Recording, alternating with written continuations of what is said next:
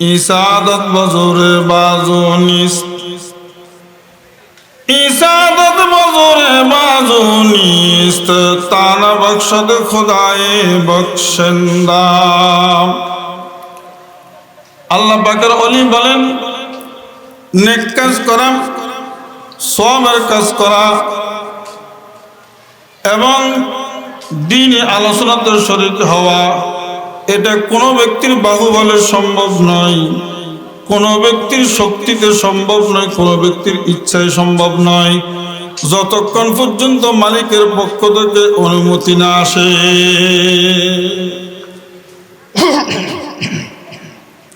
মালিকের পক্ষ থেকে অনুমতি ব্যতিক্রমে, অনুমতি ছাড়া নেক কাজে অংশগ্রহণ করা সম্ভব নয়। আল্লাহ পাক আমাদেরকে এই নেক কাজে অংশগ্রহণ করার তৌফিক দিয়েছেন, এই জন্য আমরা শুকর আদায় করলাম। আল্লাহ রাব্বুল আলামিন আমাদের হেদায়েতের জন্য রাসূল পাঠিয়েছেন, কোরআন পাঠিয়েছেন। আজকের আলোচনার শিরোনাম, আল্লাহ তাআলা দুই ধারাতে হেদায়েত দান করেন। হেদায়েতের দুইটা ধারা, একটা হলো রাসূলুল্লাহ, আরেকটা হলো কিতাবুল্লাহ। আরেকটা শিরোনাম হলো হুজ্জাতুল্লাহিল বালিগা। কিতাবের মধ্যে আছে চারটা বস্তু সরাসরি আল্লাহর সাথে সম্পৃক্ত, চারটা জিনিস সরাসরি আল্লাহ তাআলার সাথে সম্পৃক্ত। এক নম্বর রাসূলুল্লাহ, দুই নম্বর কিতাবুল্লাহ, তিন নম্বর বাইতুল্লাহ, চার নম্বর ইবাদতুল্লাহ। এক নম্বর রাসূলুল্লাহ, আল্লাহর রাসূল, আমাদের রাসূল মুহাম্মদুর রাসূলুল্লাহ সাল্লাল্লাহু আলাইহি ওয়াসাল্লাম। দুই নম্বর কিতাবুল্লাহ, আল্লাহর কিতাব, আমাদের জন্য কোরআনুল কারীম। তিন নম্বর বাইতুল্লাহ, আল্লাহর ঘর মসজিদ। চার নম্বর ইবাদতুল্লাহ, আল্লাহ তাআলার ইবাদত। এই চারটা বস্তু সরাসরি আল্লাহর সাথে সম্পৃক্ত। যে আল্লাহর বান্দা এবং বান্দি এই চার বস্তুর সাথে সম্পর্ক রাখবে, তার সাথে আল্লাহর সাথে সম্পর্ক হয়ে যাবে। এক নম্বর বলেছিলাম হেদায়েতের দুই ধারা, একটা হলো রিজালুল্লাহ অর্থাৎ আল্লাহ তাআলার রাসূল এবং নবী। দুই নম্বর হলো কিতাবুল্লাহ, আল্লাহ তাআলার কিতাব। এই দুই ধারাতে আল্লাহ হেদায়েত দান করেছেন, অতীতে, বর্তমানে, ভবিষ্যতে। এই দুই ধারা হেদায়েতের জারি ছিল, আছে, থাকবে। এক নম্বর রাসূলুল্লাহ, অতীতে যত রাসূল অতিক্রম করেছেন তার মধ্যে সর্বশ্রেষ্ঠ মুহাম্মদুর রাসূলুল্লাহ সাল্লাল্লাহু আলাইহি ওয়াসাল্লাম আমাদের নবী, আমাদের রাসূল। তিনি সর্বশেষ আগমন করেছেন, কিন্তু সর্বশ্রেষ্ঠ। আমি যে আয়াতে কারিমা তেলাওয়াত করেছি, আল্লাহ তাআলা বলেন হযরত ইব্রাহিম আলাইহিস সালামের একটা দোয়া, রব্বানা ওয়াবাস ফীহিম রাসূলাম মিনহুম ইয়াতলু আলাইহিম আয়াতিক ওয়া ইউআল্লিমুহুমুল কিতাবা ওয়াল হিকমাতা ওয়া ইউযাক্কিহিম। ইব্রাহিম আলাইহিস সালাম খানায়ে কাবা শরীফের নির্মাণ সমাপ্ত হওয়ার পর আল্লাহ তাআলার কাছে কতগুলো দোয়া করেছেন।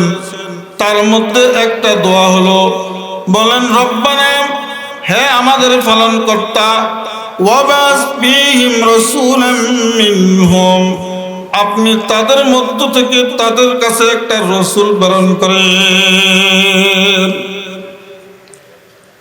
রাসূলুল্লাহ যার দ্বারা আল্লাহ হেদায়েত দিবেন, জমিনের মধ্যে হেদায়েতের ধারা জারি হয়ে যাবে। এক নম্বর রাসূলুল্লাহ, আল্লাহর রাসূল।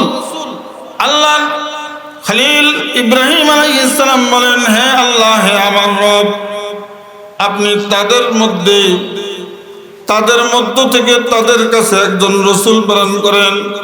এই রসুলের তিনটি দায়িত্ব হবে, ইয়াতলু আলাইহিম আয়াতিক, এক নম্বর এই রসুল আপনার আয়াত তেলাওয়াত করে তাদেরকে শুনাইবে, আল্লাহর আয়াত তেলাওয়াত করে শুনাইবে, কোরআন তেলাওয়াত করে শুনাইবে, এক নম্বর দায়িত্ব। দুই নম্বর ইউআল্লিমুহুমুল কিতাব ওয়াল হিকমা, কিতাব এবং হিকমতের জ্ঞান শিক্ষা দিবে। হিকমতের অর্থ তাফসীরের মধ্যে রেখেছেন ওয়াস সুন্নাহ, অর্থাৎ কিতাব এবং সুন্নাহর জ্ঞান শিক্ষা দিবে। কিতাব অর্থ কিতাবুল্লাহ, আল্লাহর কিতাব কোরআনে কারীম, সুন্নাহ নবীজির সুন্নাত। কিতাবুল্লাহ আল্লাহর কোরআন এবং সুন্নাতের জ্ঞান শিক্ষা দিবে। তিন নম্বর হলো ওয়ায়ুযাক্কিহিম, তাদেরকে পবিত্র করবে শিরিক থেকে, কুফর থেকে, গুনাহ থেকে, দুনিয়ার সকল অশ্লীলতা থেকে তাদেরকে পবিত্র করবে, আত্মশুদ্ধি করবে। এই তিন দায়িত্ব আল্লাহ রাসূল করিম সাল্লাল্লাহু আলাইহি সাল্লামকে দিয়ে পৃথিবীতে প্রেরণ করেছেন। তিনি এই তিন দায়িত্ব পেয়ে পৃথিবীতে আগমন করেছেন এবং বিশ্বনবী মুহাম্মদ আরবি সাল্লাল্লাহু আলাইহি ওয়াসাল্লামের নবুয়ত এবং রিসালাতের মূল উদ্দেশ্য লক্ষ্য হলো এই তিনটা। কোরআন তেলাওয়াত করে মানুষদেরকে শুনাইবেন, মানুষদেরকে কোরআন সুন্নাহর জ্ঞান শিক্ষা দিবে। তিন নম্বর মানুষদেরকে পবিত্র করবে, আত্মশুদ্ধি করবে। এই তিন উদ্দেশ্যেই মুহাম্মদুর রাসূলুল্লাহ সাল্লাল্লাহু আলাইহি ওয়াসাল্লামকে নবুয়ত এবং রিসালাত দেওয়া হয়েছে। আল্লাহর রাসূলের যে দায়িত্ব ছিল, নায়েবে নবীরও সেই দায়িত্ব, উলামায়ে কেরাম, আউলিয়ায়ে কেরাম তাদেরও দায়িত্ব একটাই, মানুষদেরকে কোরআন তেলাওয়াত করে শুনাইবে এবং কোরআন সুন্নাহর জ্ঞান শিক্ষা দিবে, মানুষদেরকে পুত পবিত্র করবে, আত্মশুদ্ধি করবে, অহংকার থেকে, রিয়া থেকে, হিংসা থেকে, শত্রুতা থেকে, শিরক থেকে, কুফর থেকে, সকল গুনাহ থেকে, সকল বেআমল থেকে, বদামল থেকে মানুষদেরকে পুত পবিত্র করবে। এটা নবীর যেমন দায়িত্ব ছিল, তেমন ওলামায়ে কেরামের দায়িত্ব, আউলিয়ায়ে কেরামের দায়িত্ব, আল্লাহ পাকের খাস ব্যক্তিদের দায়িত্ব। এই তিন দায়িত্ব নবীর পক্ষ থেকে তাদের উপর অর্পণ করা হয়েছে। কোন অলি হইতে পারে না আল্লাহ রাসূল অনুকরণ ছাড়া, কোন আলেম হইতে পারে না, কোন নেককার হইতে পারে না আল্লাহ রাসূল অনুকরণ ছাড়া।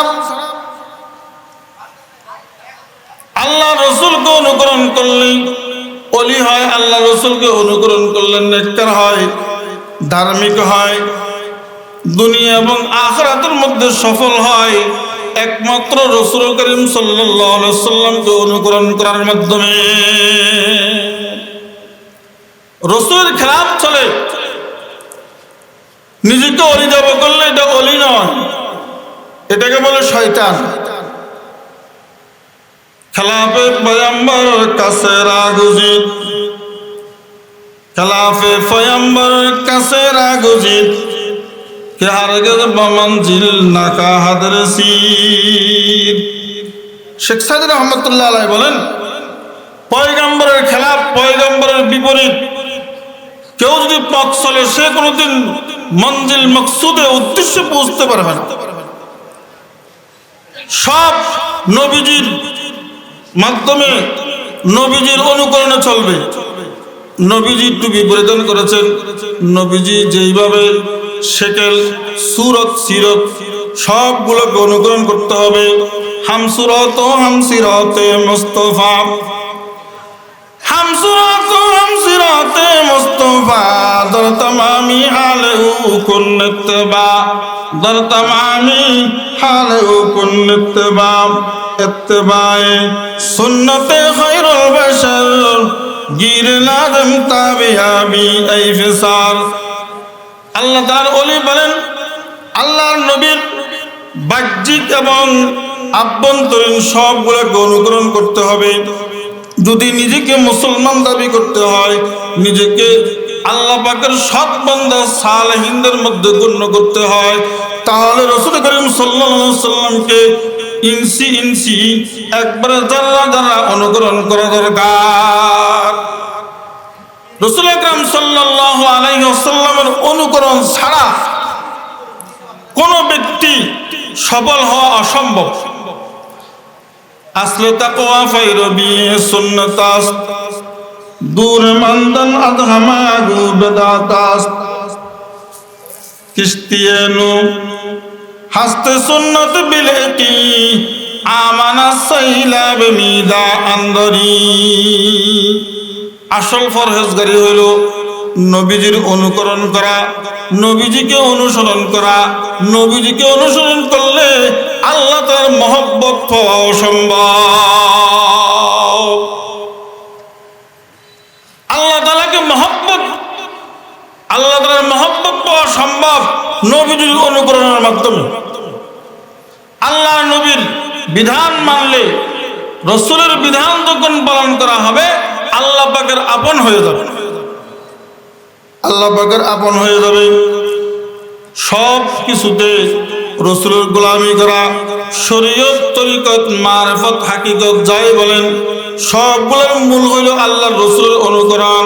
শরীয়ত হো, তরিকত হো তামামি, शरीयत में तरीकत हो तमामी, हकीकत में मोहम्मद की गुलामी, हकीकत में मोहम्मद की गुलामी। शरीयत হোক, তরিকত হোক, হাকিকত হোক, মারিফত হোক, সবগুলো রাসূল করিম সাল্লাল্লাহু আলাইহি ওয়াসাল্লামের অনুকরণ ছাড়া আর কিছু নয়, আর কিছু নয়। রাসূল আকরাম সাল্লাল্লাহু আলাইহি ওয়াসাল্লামকে অনুসরণ করা, এটা হলো দুনিয়াতে বরকত, দুনিয়াতে রহমত। আল্লাহ রসুলকে আল্লাহ তাআলা রহমত হিসেবে সারা জগতের জন্য প্রেরণ করেছেন। রহমাতাল লিল আলামিন, রহমাতুল লিল খালক মুহদাতুল লাহুম, রহমাতুল লিল খালক মুহদাতুল লাহুম, তাশমালুল কুল্লা আলা কদরিল আমাল। রাসূল আকরাম সাল্লাল্লাহু আলাইহি ওয়াসাল্লামকে সমস্ত মাখলুকের জন্য আল্লাহ তাআলা রহমত এবং রহমতের স্বরূপ প্রেরণ করেছেন। মানুষের জন্য রহমত, বরকত, তাদের জন্য হেদায়েত। কিন্তু এই রহমত এবং হেদায়েত এটা মানুষের আমলের পরিমাণে আসবে। যে যেরকম আমল করবে, যে যেই পরিমাণ আমল করবে, যার আমল যত বেশি হবে তার কাছে তত বেশি রহমত আসবে, তার কাছে তত বেশি হেদায়েত আসবে। রাসূল আকরাম সাল্লাল্লাহু আলাইহি ওয়াসাল্লামের আশিক বলতে পারলেই তো সে কামিয়াব। আল্লাহ রাসূলকে অনুকরণ করা আল্লাহ পাকের মহব্বতের প্রমাণ। কুল ইন কুনতুম তুহিব্বুনাল্লাহ ফাত্তাবিউনি। আল্লাহ রাব্বুল আলামিন বলে দিয়েছেন, হে নবী আপনি বলে দিন, যদি তোমরা আল্লাহকে মহব্বত করো, এটা দাবি করো, তাহলে আমি নবীর অনুকরণ করো। নবীজির অনুকরণ ছাড়া আল্লাহ পাকের মহব্বত, আল্লাহ পাকের ভালোবাসা দাবি করা মিথ্যাবাদী। আল্লাহ পাকের মহব্বত আছে কি নাই এটার প্রমাণ হলো নবীজির অনুকরণ। যার মধ্যে নবীজির অনুকরণ আছে তার মধ্যে আল্লাহর ভালোবাসা আছে। আল্লাহর ভালোবাসা থাকার জন্য কষ্টিপাথর হইল নবীজির অনুকরণ। নবীজির অনুকরণের কষ্টিপাথর যখন কষা দিবে, তখন কার কাছে আল্লাহর ভালোবাসা আছে, কার কাছে নাই, এটা প্রমাণিত হয়ে যাবে। বহুজন আশিকে রাসূল দাবি করে, আশিকে রাসূল সাইনবোর্ড লেখা বড় করে, কিন্তু রাসূলের অনুকরণের খবর নাই, রাসূলের প্রতি আকীদা, বিশ্বাস সহি নাই। অনেকে মনে করে যে রাসূল গায়েবও জানে। কোন পাগলে বলে নবী গায়েব জানে না, শুনছেন নি? বলে না, আছে না নাই? শুনেন নাই কেউ? আশা করি সবাই শুনছেন। কোন পাগলে বলে নবী গায়েব জানে না, এটা তারা আশিক রাসূল দাবি করে যারা, তারা এটা ছাড়ছে। তারা এটা চাচ্ছে, এটা সরাসরি কোরআন শরীফের আয়াতের বিরোধী। কোরআন শরীফের আয়াতের বিরুদ্ধে কথা বলেন, গান লেখে, সমর্থন দিয়ে যদি আশিক রাসূল দাবি করে, এটা আশিক রাসূল নয়, এটা হলো দুশমনের রাসূল। এটা দুশমনের রাসূল। বলে কোরআন শরীফের আয়াতকে আমরা তো আর বুঝি না। বিশ্বের প্রথম পৃষ্ঠা সূরা নমলের 65 নং আয়াত। কোরআন শরীফটা খুলবেন, বিশ্বের প্রথম পৃষ্ঠা সূরা নমলের 65 নং আয়াত দেখবেন। নিচে বাংলা অর্থ চাইবেন, কি লিখছেন? আল্লাহ রাব্বুল আলামিন বলেন, কুল লা ইয়ালামু মান ফিস সামাওয়াতি ওয়াল আরদিল গায়বা ইল্লাল্লাহ। স্বর্ণাক্ষরে লেখা।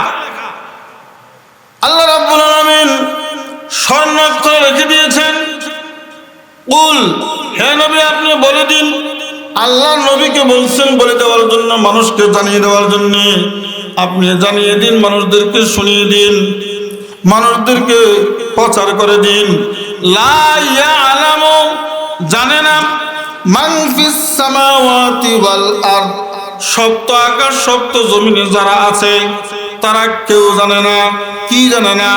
আল গায়বা, গায়েব, গায়েব জানে না, অদৃশ্যের খবর জানে না। ইল্লাল্লাহ, আল্লাহ ব্যতীত, আল্লাহ তাআলা ব্যতীত সপ্ত আকাশ সপ্ত জমিনে যারা আছে, আল্লাহ বলেন কেউ গায়েব জানে না। হে নবী আপনি মানুষদেরকে জানায়া দিন। এই আয়াতের মধ্যে এত স্পষ্ট বলার পরেও কেউ যদি বলে নবী গায়েব জানে, এই আয়াতকে অস্বীকার করলে কুফর হয়ে যাবে। ঈমানে নাই, ঈমানে তো নাই। আর আকীদা হলো সহিহ তাদের, নবীর প্রতি সহিহ আকীদা নাই। নবীকে আল্লাহ স্তরে পৌঁছানো যাবে না, নবীকে নবীর স্তরে রাখতে হবে, নবীকে নবীর সম্মান রাখতে হবে। নবীকে নবীর সম্মান না রাখি, নবী গায়েব জানি, ওই সে বলি আশিক রাসূল দাবি করা, এটা আশিক রাসূল না, বরং দুশমনের রাসূল। কতগুলো গান বানাই, নবীর শানে বলা, এটাকে আশিক রাসূল। তা আমরাও তো এরকম গান বানায় বানায় বলতে পারি, আল্লাহর নবী, দয়ার নবী গো, আপনি নবী আমার জীবনের জীবন, আপনি নবী আমার জীবন সাথী, অন্ধকার কবরের বাতি, আপনি আমার নয়নের নয়, রহমাতাল লিল আলামিন, আপনি উম্মতের জামিন, রহমাতাল লিল আলামিন, আপনি উম্মতের জামিন, গুনাহগার উম্মতের আফনজন। আল্লাহ নবী, দয়ার নবী গো, আপনি নবী আমার জীবনের জীবন, পিতা আপনার আব্দুল্লাহ, মাতা আপনার আমিনা, পিতা আপনার আব্দুল্লাহ, মাতা আপনার আমিনা, দুধ মা আপনার বিবি হালিমা। কুরাইশ বংশে জন্মিলেন, নবীদের সরদার হইলেন, আল্লাহ তাআলার অতি আপনজন। আল্লাহ নবী, দয়ার নবী গো, আপনি নবী আমার জীবনের জীবন। এইভাবে কতগুলো গান বললে আর গজল বললে, নবীর আশিক রাসূল দাবি করলে হয় না। নবীজির নবীজির এ টু জেড সবগুলা অনুসরণ করতে হবে, নবীজির সুন্নতের অনুসরণ করতে হবে। নবীজির সুন্নতের অনুসরণ না করি যত আশিকের রাসূল দাবি করুক না কেন, এগুলো সব বৃথা বেকার হয়ে যাবে।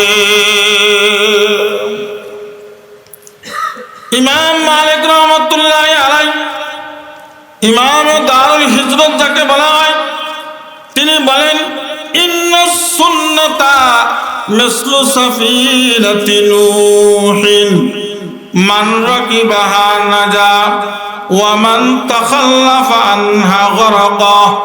ইমামে দারুল হিজরত ইমাম মালিক রহমাতুল্লাহি আলাইহি বলেন, রাসূলের সুন্নাত হলো নূহ আলাইহিস সালামের কিস্তির মতো।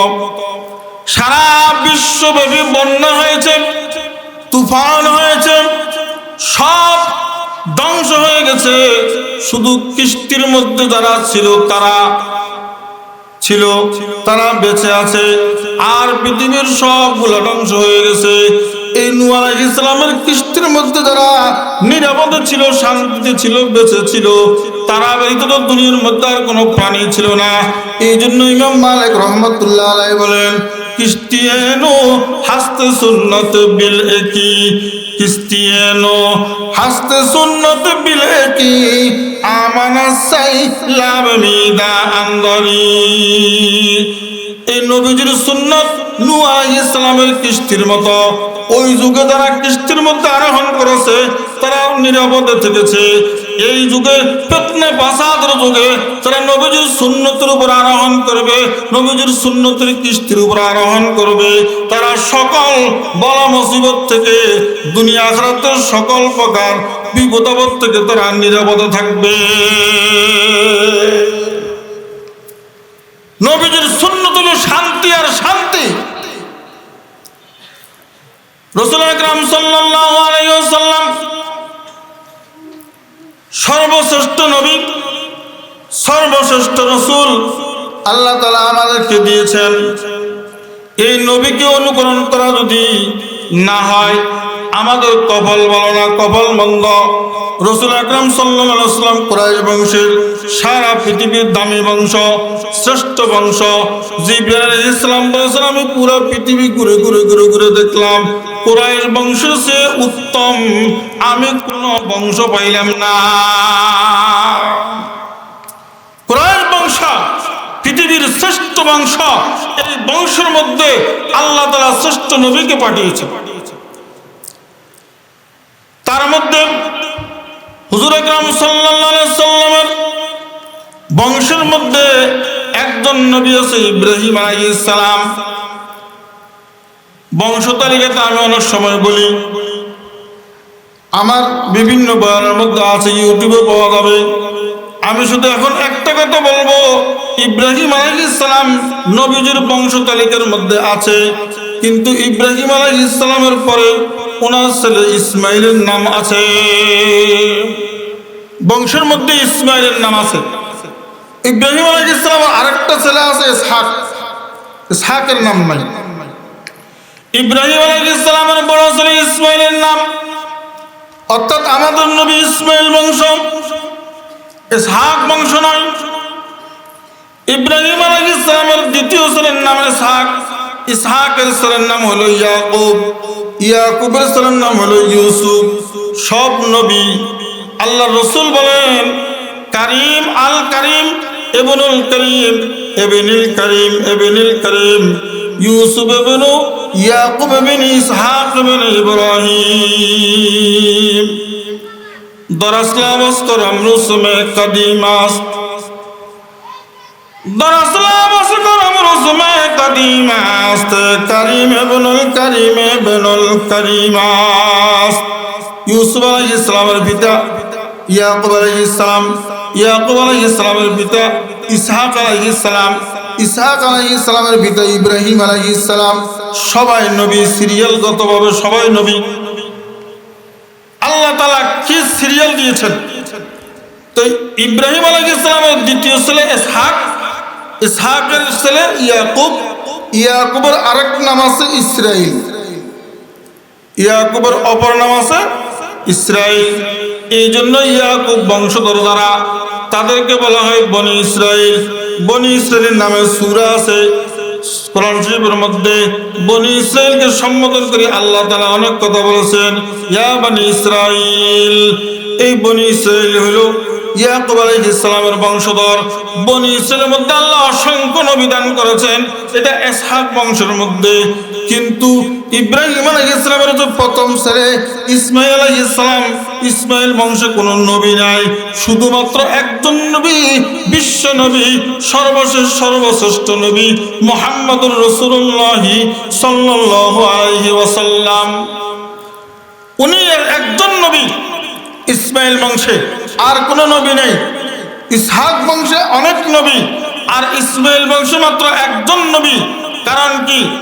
হযরত শেখ সাদি রহমাতুল্লাহ আলাইহি কারণ বর্ণনা করেছেন, সদপরা সুবিনি জেদুর দানাপুর, সদপরা সুবিনি কেদুর দানাপুর, না কদর দারাত এক দানা দূর। শেখ সাদি রহমাতুল্লাহ আলাইহি বলেন, সমুদ্রের তলদেশে কতগুলো ঝিনুক থাকে। যখন বৃষ্টির সিজন শুরু হয়, বৃষ্টির সিজন যখন শুরু হয়, তখন ঝিনুকগুলা হা করে উপরে ওঠে, এক ফোঁটা নিয়ে আবার তলদেশে চলে যায়। এই এক ফোঁটা থেকে আল্লাহ তাআলা ঝিনুকের ভিতরে মুক্তা সৃষ্টি করেন। এই ঝিনুকের ভিতরে একটা ঝিনুকে একটা মুক্ত হইতে পারে, একটা ঝিনুকে একাধিক মুক্ত হইতে পারে।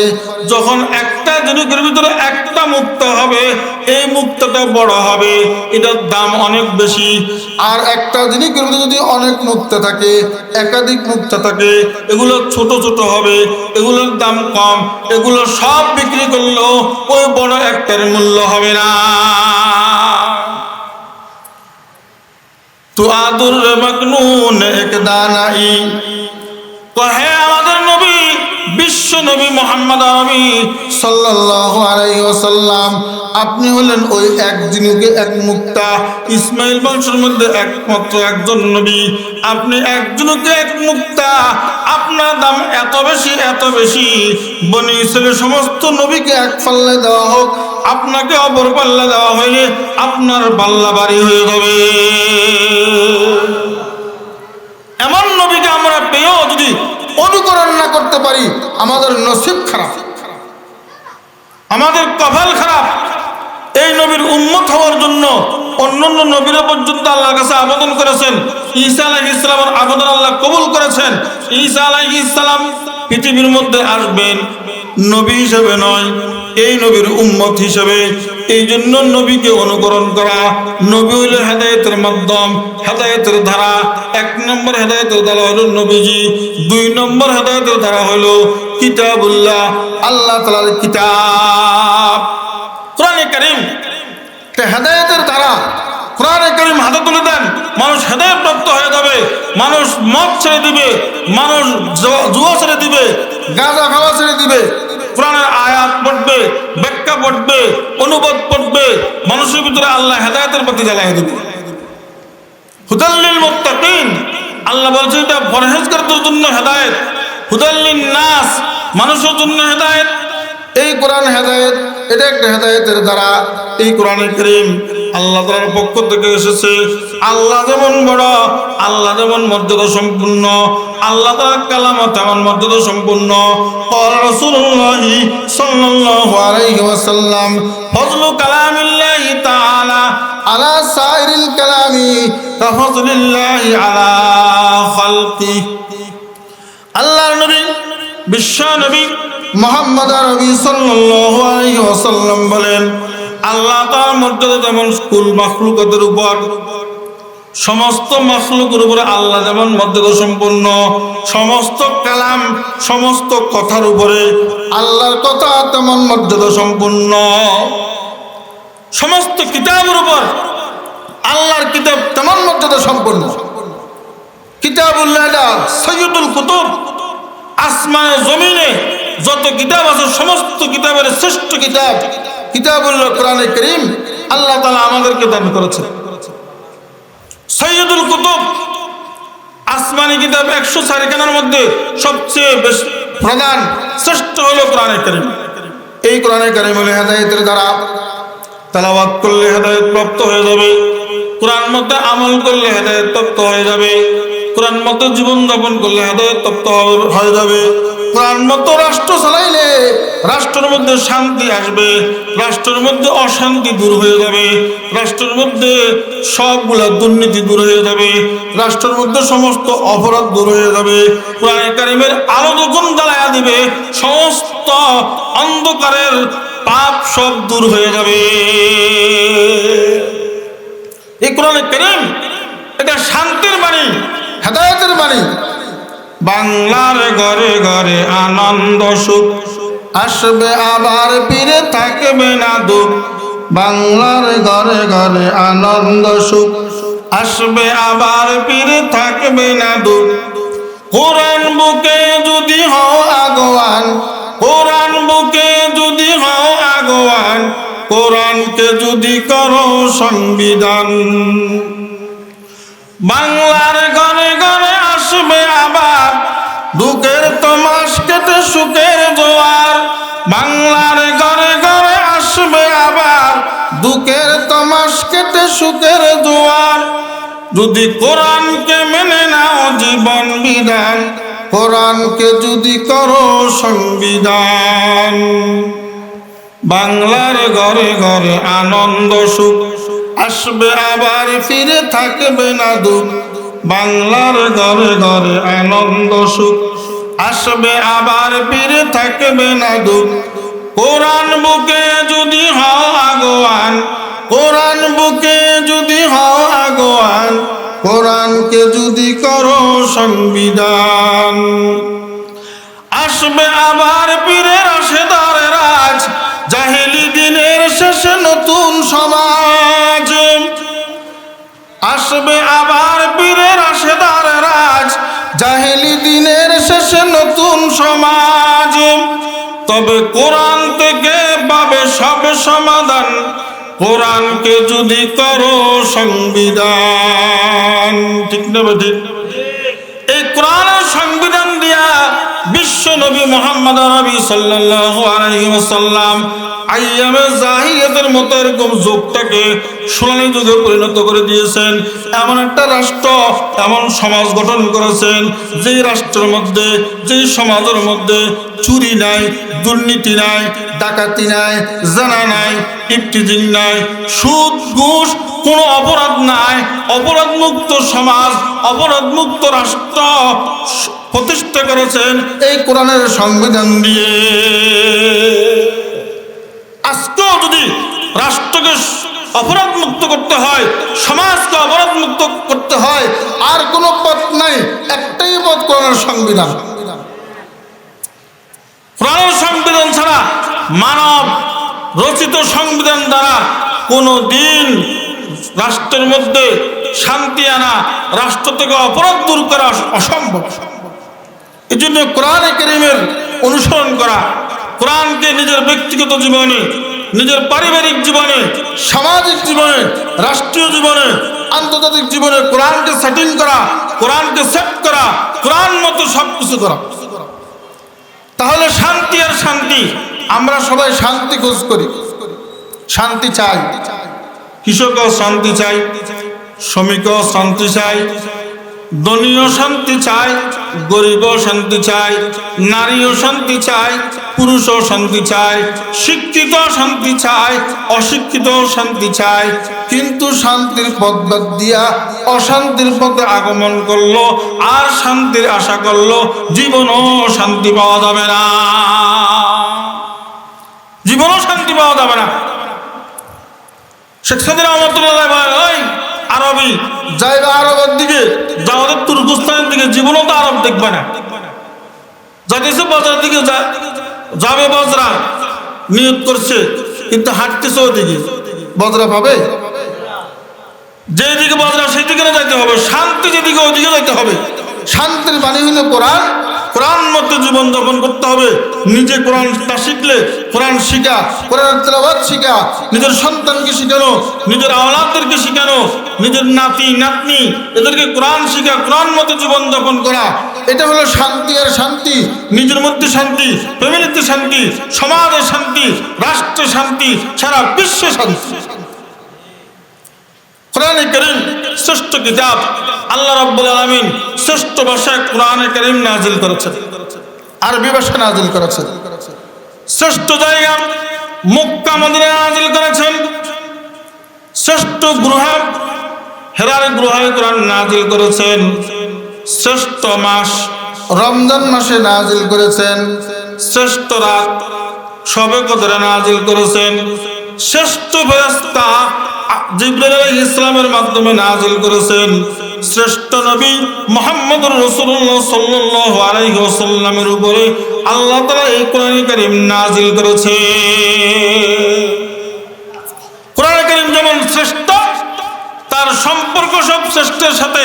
যারা কোরআনে কারীম পড়বে, পড়াবে, শিখবে, শিখাবে, পড়বে, আমল করবে, আল্লাহ তাদেরকেও শ্রেষ্ঠ বানায় দিবেন। কোরআনের সাথে লাগলেই দামি। একটা রিয়াল যতই বেদামি হোক কাঠ, যত বেদামি কাঠ হোক না কেন, যখন কোরআনের সঙ্গে লাগবে, কোরআনের রিয়াল হয়ে যাবে, তখন এই কাঠের অনেক দাম বাড়িয়ে যাবে। এই কাঠের দাম অনেক দামি দামি কাঠ থেকেও দামি। একটা কাপড় যখন কোরআনের সঙ্গে লাগবে, কোরআনের গিলাপ হয়ে যাবে, তখন এই কাপড়ের দাম বেড়ে যাবে। এই কাপড় নিচে পড়ে থাকলে মানুষ আফসোস করবে, কপালে তুলে নিবে, চুমা দিবে। আল্লাহু আকবার। কোরআনের সঙ্গে লাগলে মানুষ দামি হয়ে যায়। কোরআনের সঙ্গে লাগলে মানুষ দামি, মানুষ একদম মুক্তার মতো হয়ে যাবে, স্বর্ণের চেয়ে দামি হয়ে যাবে। কোরআন লাগতে হবে। তো হেদায়েতের দ্বিতীয় ধারা হলো কোরআনে কারীম। প্রথম ধারা হলো রসুল, দ্বিতীয় ধারা হলো কোরআনে কারীম। এটা হলো দুইটা ধারা। মুফতি শফি রহমতুল্লাহ আলাইহি তাফসীরে মাআরিফুল কোরআনের মধ্যে লিখেছেন, এই হেদায়েতের দুই ধারাতে যারা চলবে তারা হেদায়েতের উপর থাকবে। আমরা তো প্রত্যেক নামাজের মধ্যে সূরা ফাতিহা পড়ি। সূরা ফাতিহার মধ্যে আল্লাহ তাআলা দোয়া শিখিয়ে দিয়েছেন, ইহদিনাস সিরাতাল মুস্তাকিম। আল্লাহ আমাদেরকে সঠিক সরল পথের সন্ধান দান করো, আমাদেরকে সঠিক সরল পথ দেখাইয়া দাও। এই সরল সঠিক পথ, সরল সঠিক পথ, এই পথটা হলো কোরআনের পথ, হেদায়েতের পথ, রসুলের পথ। এই দুই ধারা হেদায়েত। এই দুই ধারাতে যখন মানুষ থাকবে, তখন মানুষ হেদায়েতের উপরে থাকবে। হেদায়েত থেকে কখনো সে দূরে সরে যাবে না। রসুলের অনুকরণ করা আর কোরআন মতো জীবন যাপন করা, কোরআনকে মহব্বত করা, কোরআনের সম্মান করা। আল্লাহ রসুল সাল্লাল্লাহু আলাইহি ওয়াসাল্লাম যেরকম সম্মান করেছেন, হযরত আশরাফ আলী থানভী রহমতুল্লাহ আলাইহি বলেন, মানুষ তিন কারণে সম্মানিত হয়। এক নম্বর তাসহিহে কোরআন, দুই নম্বর তাজিমে কোরআন, তিন নম্বর তাকরিমে হামিলে কোরআন। এক নম্বর হলো কোরআনকে সহি শুদ্ধভাবে পড়া। এই কারণে মানুষ সম্মানিত হয়। যার কোরআন সহি, কোথায় গেলে ইমামতির জন্য দাঁড়ায় দেয়। তার কোরআন শুদ্ধ, সে কোরআন তেলাওয়াত করলে সুন্দর লাগে, মানুষ তাকে মহব্বত করে। মধুর কণ্ঠে যখন তেলাওয়াত শুরু করে, মানুষের চোখ দ্বারা পানি বের হয়। রমজান মাসে দেখেন না, হাফেজদের প্রতি মানুষ দুর্বল থাকে। হাফেজরা যখন কোরআন তেলাওয়াত করে তারাবির নামাজে, তখন কত ভালো লাগে, সুন্দর লাগে। হাফেজদেরকে মানুষ কত দয়া করে কোরআন তেলাওয়াতের কারণে। এক নম্বর কোরআন শুদ্ধ করে তেলাওয়াত করা, দুই নম্বর কোরআনের সম্মান করা, তিন নম্বর কোরআনের বাহকদের সম্মান করা। কোরআনের বাহক যারা হাফেজ আলেম, এদেরকে সম্মান করা। এই তিনটার কারণে আশরাফ আলী থানভী রহমতুল্লাহ আলাইহি বলেন, মানুষ সম্মানিত হয়ে যায়, আল্লাহ তাআলা মানুষকেও সম্মানিত করে দেয়। এজন্য কোরআনের সাথে সম্পর্ক রাখা, কোরআনের জুজদান রাখা, সম্মানের সহিত রাখা, মুছে রাখা। অনেকে তো কোরআন তেলাওয়াত করে না পুরো বছর, রমজান মাস আইলে কোনো রকম হয়তো ধরে, আর পুরো বছরের খবর থাকে না। কোরআনের উপরে 1 ইঞ্চি ধুল বসে যায়, টিভির গিলাফ কিন্তু ঠিকমতোই পরিষ্কার রাখে। এগুলো আমাদের বদনসিব। তাহলে হেদায়েতের দুই ধারা, এক নম্বর আল্লাহ তাআলার রাসূলগণ, দুই নম্বর কিতাবুল্লাহ। কিয়ামত পর্যন্ত এই ধারা অব্যাহত থাকবে, আমরা এই ধারার উপরে থাকবো। আর দ্বিতীয় নম্বর শিরোনাম বলছিলাম যে হুজ্জাতুল্লাহিল বালিগা কিতাবের মধ্যে আছে যে চারটা জিনিস সরাসরি আল্লাহর সাথে সম্পৃক্ত। এই চার বস্তুর সাথে যারা সম্পর্ক রাখবে তাদের সাথে আল্লাহর সাথে সম্পর্ক হয়ে যাবে। এক নম্বর রাসূলুল্লাহ, দুই নম্বর কিতাবুল্লাহ। এই দুইটার আলোচনা হেদায়েতের ধারার মধ্যে গিয়েছে। তিন নম্বর বাইতুল্লাহ, আল্লাহর ঘর মসজিদ। এই মসজিদ, এটার সাথে সম্পর্ক রাখা। কিয়ামতের ময়দানে আল্লাহ 7 জনকে আল্লাহ ছায়ার তলে স্থান দিবেন। তার মধ্যে একজন হইল, এক শ্রেণীর লোক হইল যাদের অন্তর মসজিদের সাথে ঝুলানো, অন্তর মসজিদের সাথে লটকানো। অর্থাৎ আমি এশার নামাজ পড়ে বের হইলাম, কখন ফজরের আজান হবে, মুয়াজ্জিনের আজান শুনবো, আবার ফজরের নামাজে আসি আমি হাজির হব, জামাতে নামাজ পড়বো। ফজরের নামাজ পড়ে বের হইলাম, কখন জোহরের নামাজ আজান হবে, কান খাওয়া করে রাখে, কখন জোহরের নামাজের আজান হবে, আজান শুনে সাথে সাথে মসজিদে চলে আসবে, কখন আবার আসরের নামাজের আজান হবে। এভাবে প্রত্যেক ওয়াক্ত মসজিদের সাথে দিল লটকায় রাখা, দিলকে সম্পর্ক রাখা, দিলকে ঝুলিয়ে রাখা। এটা হলো এক নাম্বার এক শ্রেণীর লোক যাদেরকে আল্লাহ তাআলা কিয়ামতের দিন মুসিবতের সময় আল্লাহ ছায়া, তার কোনো ছায়া থাকবে না, সেদিন আল্লাহর ছায়ার নিচে স্থান দিবে। এটা সম্মানিত লোক। আল্লাহ রাসূল বলেন যারা মসজিদে আসা যাওয়া করে, মসজিদ আবাদ করে, এরা ঈমানদার। এদেরকে তোমরা ঈমানের সাক্ষ্য দান করো। এরা কি ঈমানদার? যারা মসজিদের সাথে সম্পৃক্ত, মসজিদের কাজকর্ম করায়, মসজিদে আসে নামাজ পড়ে, মসজিদের সময় দেয়, মসজিদে আল্লাহ তাআলা জিকির আজকার করে। আল্লাহ রাসূল বলেন এদেরকে ঈমানের সাক্ষ্য দান করো, এরা ঈমানদার। আল্লাহ বলছেন ইন্নামা ইয়ামুরু মাসাজিদাল্লাহি মান আমানা বিল্লাহি ওয়াল ইয়াউমিল আখির। যারা মসজিদ আবাদ করে, মসজিদ নির্মাণ করে, মসজিদ নির্মাণ করবে কারা? যারা আল্লাহর উপরে এবং পরকালের উপরে ঈমান আনে, তারাই মসজিদ আবাদ করে, মসজিদ নির্মাণ করে। আল্লাহ তো বলে দিয়েছেন যারা আল্লাহর উপরে পরকালের উপরে ঈমান আনে তারা মসজিদ আবাদ করে, মসজিদ নির্মাণ করে, মসজিদের জন্য সময় দেয়, মসজিদের সাথে সম্পর্ক রাখে, সবসময় মসজিদের খোঁজ খবর নেই, মসজিদ তৈরি করে দেওয়া, মসজিদের কি কি জরুরত এগুলা খোঁজ খবর নেওয়া। আল্লাহ রাসূল সাল্লাল্লাহু আলাইহি ওয়াসাল্লাম বলেন মান বানা লিল্লাহি মসজিদান বানাল্লাহু লাহু বাইতান ফিল জান্নাহ। বুখারী শরীফের হাদিস, সহিহ হাদিস। যে ব্যক্তি একটা মসজিদ নির্মাণ করবে, দুনিয়ার শ্রেষ্ঠ ঘর, আল্লাহ তাআলা তার জন্য জান্নাতের মধ্যে শ্রেষ্ঠ ভবন নির্মাণ করবে। জান্নাতি ভবন স্বর্ণের, রূপার, ইট দ্বারা তৈরি। আল্লাহ তাআলার এই মসজিদ যারা নির্মাণ করবে, এটা হলো পৃথিবীর শ্রেষ্ঠ ঘর। আহাব্বুল বিলাদ ইলাল্লাহি মাসাজিদুহা। আল্লাহর কাছে সবচেয়ে প্রিয় জায়গা হলো মসজিদ। ওয়া আবগাদুল বিলাদ ইলাল্লাহি আসওয়াকুহা। আল্লাহর কাছে সবচেয়ে ঘৃণিত জায়গা হলো বাজার। এখন আমরা মসজিদে সময় দিই না, আল্লাহর প্রিয় জায়গাতে সময় দিই না, সময় দিই বাজারে। সাহাবায়ে কেরাম রাদিয়াল্লাহু তাআলা আনহুম আজমাইন যখন মসজিদে যাইতেন, বাড়িতে কেউ আসে খোঁজ করলে, জিজ্ঞাসা করলে যে অমুক কোথায়, বলে মসজিদে গেছে, কখন আসবে জানি না। আর যখন বলে বাজারে গেছে, কখন আসবে, বলে এক্ষুনি চলে আসবে, দেরি হবে না, একটু অপেক্ষা করে। এটা ছিল সাহাবায়ে কেরামের আমল। কিন্তু এখন আমাদের তো উল্টা। আমাদের বাড়িতে কেউ আসে জিজ্ঞাসা করে কোথায় গেছে, মসজিদে গেছে, আসবে কখন, এই তো নামাজ শেষ হলে তো চলে আসবে, একটু অপেক্ষা করে। যদি কেউ বাজারে গেছে, কখন আসবে ঠিক নাই, কখন আসে ঠিক নাই। একেবারে সাহাবায়ে কেরামের উল্টা। সাহাবায়ে কেরামের আমলের উল্টো আমল। হেদায়েত কিভাবে পাবো আমরা? সাহাবাদের অনুকরণ করতে হবে, মসজিদে এসে বেশি বেশি সময় দিতে হবে, মসজিদে সময় দেয় ইমানদার ব্যক্তি তাদের মসজিদে থাকতে এমন পছন্দ করে যেমন মাছ পানিতে বসবাস করে। ঈমান থাকতে হবে। টাকার জোরে মক্কাতে হজ করতে পারে, কিন্তু ঈমানের জোরে বাড়ির পাশের মসজিদে আসা সম্ভব হয় না।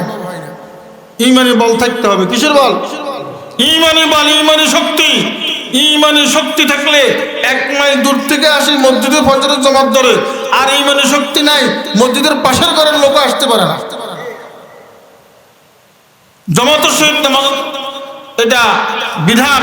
আল্লাহ রাসূল সাল্লাল্লাহু আলাইহি সাল্লাম নিজে 2 জনের উপরে ভার দিয়ে পর্যন্ত জামাতে অংশগ্রহণ করেছে। জামাত এত গুরুত্বপূর্ণ। আল্লাহ রাসূল বলেছেন যে আযান শুনে মসজিদে আসি নামাজ না পড়ে বাড়িতে পড়লে তার নামাজই হবে না। যদি ওলামায়ে কেরাম বলছে যে ফরজ আদায় হয়ে যাবে, কিন্তু মসজিদে আসলে যে সওয়াব, অতিরিক্ত জামাতের সওয়াব, মসজিদে পড়লে জুমার মসজিদে 1 রাকাতে 500 রাকাতের সওয়াব, এই সওয়াব পাবে না। অতিরিক্ত আল্লাহর কাছ থেকে যেগুলো সম্মান পাওয়ার, এই সম্মান পাবে না। এই জন্য মসজিদের সাথে সম্পর্ক রাখা, মসজিদের কোন সময় কি জরুরত, মসজিদে আসি সময় দেওয়া। মসজিদে আসলে আমরা কথা বলি, রাজনীতি আলোচনাও করি, একজন সঙ্গে কোনো ঝগড়া করি। মসজিদে আসলে দুনিয়াবি কোনো কথা বলা যাবে না। মসজিদে আমল হইল সুবহানাল্লাহ, আলহামদুলিল্লাহ, লা ইলাহা ইল্লাল্লাহু আল্লাহু আকবার। এগুলো হলো মসজিদের ভিতরে আমল, মসজিদের ভিতরে কথা। আল্লাহ তাআলা এই মুখ দিয়েছেন, এই মুখ করে আল্লাহ তাআলা হিসাব নেবেন। মসজিদে ঢুকলে আমরা কর্তৃত্ব করি, নেতৃত্ব দেই, কিন্তু এটা ঠিক নয়। মসজিদে কথা বলা যাবে না। মসজিদের মধ্যে আদবের সহিত বসতে হবে, আদবের সহিত থাকতে হবে। মসজিদটা আল্লাহর ঘর, এটা আল্লাহর ঘর, আল্লাহর আদালত। এখানে যেই সেইভাবে চলাফেরা করা যাবে না, যেই সেইভাবে কথা বলা যাবে না। আল্লাহর ঘরে ঢুকলে আল্লাহর মেহমান, কার ঘরে ঢুকলে কার মেহমান? ইমাম সাহেবের ঘরে গেলে ইমাম সাহেবের মেহমান।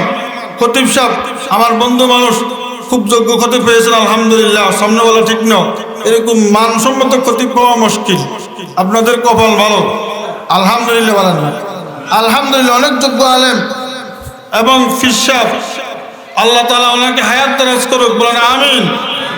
আমলি আল্লাহ তাআলা এরকম লোক আপনাদেরকে দান করেছেন, তৃপ্তি লাগে, ভালো লাগে।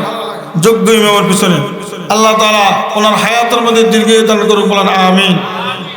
তো এই মসজিদের মধ্যে আসা, মসজিদের মধ্যে থাকা, এটা হলো ঈমানদারদের আমল। ঈমানদাররা মসজিদে আসে সময় দেয়, মসজিদের সাথে সম্পর্ক রাখবেন, মসজিদে আসে সময় দিবেন। সুবহানাল্লাহ, আলহামদুলিল্লাহ, লা ইলাহা ইল্লাল্লাহ, আল্লাহু আকবার, এগুলা বসে বসে এগুলো পড়বেন। মসজিদে আসে নামাজের জন্য অপেক্ষা করবেন, আল্লাহর নামাজের সওয়াব দিয়ে দিবেন, নামাজের সওয়াব দিয়ে দিবেন। তাহলে 3 নম্বর হলো বাইতুল্লাহ, আল্লাহর ঘর, মসজিদের সাথে সম্পর্ক রাখা। 4 নম্বর হলো ইবাদতুল্লাহ, আল্লাহ তাআলার ইবাদত। এই ইবাদতের জন্য আল্লাহ তাআলা আমাদেরকে তৈরি করেছেন, ইবাদতের জন্য আল্লাহ তাআলা আমাদেরকে বানাইছেন। ওমা খালাকতুল জিন্না ওয়াল ইনসা ইল্লা লিয়াবুদুন, মা খালাকতুল জিন্না ওয়াল ইনসা বিহা জুজ ইবাদত নিস্তে মাকসুদাত জাহা। আল্লাহ রাব্বুল আলামিন মানব দানব, মানব এবং জিন জাতি, এই 2 জাতিকে ইবাদতের জন্য সৃষ্টি করেছেন। ইবাদত হলো যথারীতি যথাযথভাবে আল্লাহ পাকের হুকুম পালন করা, এটার নাম হলো ইবাদত। যথাযথভাবে আল্লাহর বিধান পালন করা, আল্লাহর হুকুম পালন করা, এটার নাম ইবাদত। এই ইবাদতের জন্য আল্লাহ তাআলা মানুষ তৈরি করেছেন। ইবাদত ডাইরেক্ট আল্লাহর সাথে সম্পৃক্ত, যারা ইবাদতের সাথে সম্পর্ক রাখবে তাদের সাথে আল্লাহর সাথে সম্পর্ক হয়ে যাবে। ইবাদতের জন্য কতগুলো শর্ত আছে। 1 নম্বর শর্ত হলো ঈমান। 1 নম্বর শর্ত কি? ঈমান ছাড়া ইবাদতের কোনো দাম নাই। যেমন সংখ্যা ছাড়া শূন্যের কোনো দাম নাই। সংখ্যা ছাড়া শূন্য কতগুলো যদি কাতারে কাতারে বসা, কোনো দাম আছে? আর একটা এক সংখ্যা বসাইলে, একটা শূন্য দিলে 10, আরেকটা শূন্য দিলে 100, আরেকটা দিলে 1000। যত শূন্য বাড়বে তত দাম বাড়বে। কিন্তু প্রথমের একটা মুছে দিলে আর কোনো দাম নাই। তাহলে ঈমান হলো সংখ্যার মতো, আমল হলো শূন্যের মতো, যত বাড়বে তত মূল্যায়ন হবে। যদি ঈমান থাকে আমল যত বেশি হবে তত মূল্যায়ন হবে, তত দামি হবে।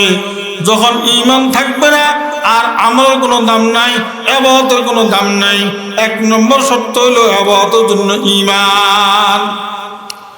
ঈমান ও আমল আজমায়তি জুরআত ইসার, ঈমান ও আমল আজমায়তি জুরআত ইসার, হাই মিল্লাত ইসলাম কা হর ফরদ কা মিয়ার, হাই মিল্লাত ইসলাম কা হর ফরদ কা মিয়ার। ঈমান হলো প্রত্যেক মুসলমানের ফাউন্ডেশন, মূল। ফাউন্ডেশন যদি ঠিক না থাকে বিল্ডিং উপরে উঠবে না। ফাউন্ডেশন মজবুত হলে বিল্ডিং উপর দিকে উঠবে, ভবন উপর দিকে উঠবে না, উঠবে না। খেস্তে আউয়াল সুনে হাত মেমার কাজ, তা সুরাইয়া মিরাওয়াত দেওয়ার কাজ। দেওয়ালের প্রথমেরটা যদি বাঁকা বসে, এই দেওয়ালটা একবারে সুরাইয়া তারা পর্যন্ত গেল বাঁকা থাকবে। ঈমান ঠিক করতে হবে প্রথমে।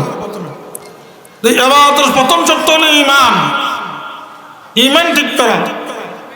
দ্বিতীয় নম্বর শর্ত হলো ইত্তেবায়ে সুন্নাত, ইত্তেবায়ে রাসূল, যেটা আলোচনা আগে করা হয়েছে। রাসূল আকরাম সাল্লাল্লাহু আলাইহি ওয়াসাল্লামের অনুকরণে ইবাদত করা। আমার মন মতো নয়, আল্লাহ রাসূল যেভাবে এই ইবাদতটা করেছেন আমি সেভাবে করা।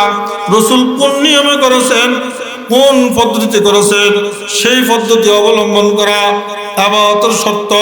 তিন নম্বর হলো রেজায়ে মাওলা।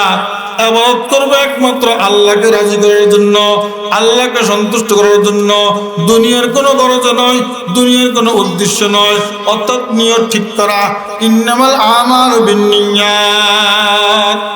ইবাদতের মধ্যে নিয়ত শুদ্ধ করা, একমাত্র আল্লাহকে সন্তুষ্ট করার জন্য আমি এই ইবাদত করতেছি, এই নামাজ পড়তেছি, কোরআন তেলাওয়াত করতেছি, আমি রোজা রাখলাম, হজ করলাম, হজ করতেছি, একমাত্র কাকে সন্তুষ্ট করার জন্য? আদমিয়ত লাম শামু ফুস্তনিস, আদমিয়ত জুজর যায় দুস্তনিস। আদমিরা আদমিয়ত লাজমাস্ত উদরা গরবুন বাশদ হি জমাস। গর্ব সুরত आदमी साबुदे, गर्भ सूरत आदमी साबुदे, अहमद बोझल हम एक साबुदे। गर्भ कुवत आदमी इंसाबुदे, गाँव खराज आदमी बेहतर बुदे। মানুষ কাকে বলেন? আল্লাহকে সন্তুষ্ট করার জন্য যে সকল কাজ করে তাকে বলে মানুষ। আল্লাহকে সন্তুষ্ট করার জন্য ইব্রাহিম আলাইহিস সালাম আল্লাহকে সন্তুষ্ট করার জন্য সব কাজ করেছেন। আল্লাহ তাকে খলিলুল্লাহ হিসেবে ঘোষণা দিয়েছেন। মানুষ আল্লাহর কাছে দামি হয়, সম্মানিত হয় আল্লাহকে সন্তুষ্ট করার জন্য সব কাজ করা। রাজা বিল কাজা, সবচেয়ে মজা। সমস্ত কাজের মধ্যে, সমস্ত আমলের মধ্যে নিয়ত থাকবে আমি আল্লাহকে সন্তুষ্ট করার জন্য করছি, আল্লাহর জন্য করছি, লিল্লাহ, একমাত্র আল্লাহর জন্য এই আমি কাজটা করতেছি। তাহলে এটা কাজে আসবে। অন্য কোনো উদ্দেশ্য করলে এটা কখনো কাজে আসবে না। বাহ্যিক দৃষ্টিতে আমল হইলো এটা আল্লাহর কাছে গ্রহণযোগ্য না। আমি তো আরেকজনকে দেখানোর জন্য আমল করি, আমাকে মানুষ নামাজে বলবে, পরহেজগার করবে বলবে, এই জন্য যদি আমি আমল করি তাহলে এটা রিয়া হয়ে যাবে, রিয়া। আর রিয়া হলো শিরক। ইন্না ইয়াসিরাল রিয়া শিরকুন। আল্লাহ রাসূল হাদিসের মধ্যে বলেছেন অল্প রিয়া ও শিরক, অর্থাৎ আমল করার সময় মানুষের প্রতি একটু খেয়াল রাখা যে আমার আমলটা মানুষের দেখুক। লোক দেখে না আমল, সামান্য হলেও শিরক। কত শিরক আমরা এভাবে করি। আমরা নামাজে দাঁড়াইলে, আমরা বিভিন্ন আমলে যখন ব্যস্ত হই তখন আমাদের মনের মধ্যে মানুষ দেখানো একটা ভাব থাকে, এটার নাম রিয়া। এটা থেকে আমলকে মুক্ত করতে হবে, আমলকে শুদ্ধ করতে হবে, নয় আমল কাজে আসবে না। কিয়ামতের দিন এটার সব আল্লাহ দিবেন। আল্লাহ বলবে তুমি নামাজ কেন পড়ছো? আল্লাহ আপনাকে সন্তুষ্ট করার জন্য। বলে না না, মানুষকে দেখানোর জন্য। ওটা তো হয়ে গেছে, মানুষ দেখছে, আমার কাছে আর কোনো সওয়াবের কোনো কারবার নাই। হজ করলে কেন মানুষে আলহাজ বলবে, হাজি বলবে, এই জন্য তুমি হজ করেছ। ওইটা তো মানুষে বলেছে, আলহাজ বলেছে, হাজি দুনিয়াতে বলেছে। আমার কাছে আর কি চাও? আমার কাছে আর কিছু নাই। তুমি দান করলে কেন? মানুষের দানশীল বলবে, নারায়ে তাকবীর দিবে, মারহাবা বলবে, ওগুলো মানুষে বলে ফেলছে। এখন আমার কাছে আর কিছু নেই। জিহাদ করেছো কেন? বলে আল্লাহ আপনার জন্য। বলে না না, তোমাকে মানুষের বীর বলবে, মুজাহিদ বলবে। তোমাকে মানুষের বীর বলেছে, মুজাহিদ বলেছে, মুক্তিযোদ্ধা বলেছে।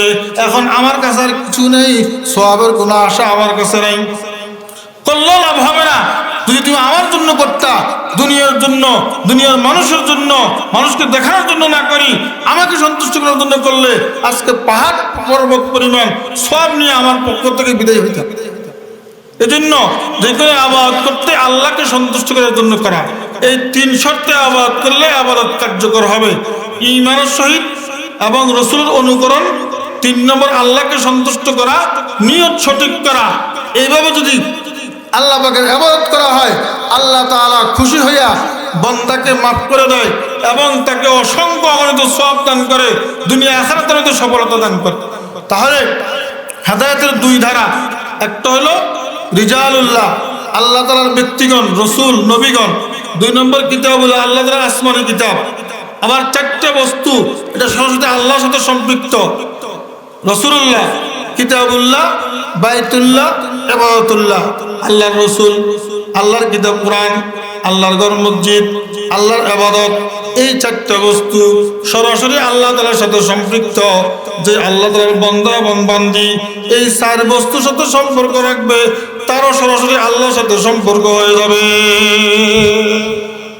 আল্লাহ রাব্বুল আলামিন আমাদের সকলকে এই 4 বস্তুর সাথে সম্পৃক্ত হওয়ার এবং এই 4 বস্তুর মাধ্যমে আল্লাহ তাআলার সাথে সম্পৃক্ত হওয়ার তৌফিক নসিব করুন। আমিন। ওয়া আখিরু দাওয়ানা আলহামদুলিল্লাহি রাব্বিল আলামিন। আসসালামু আলাইকুম ওয়া রাহমাতুল্লাহ।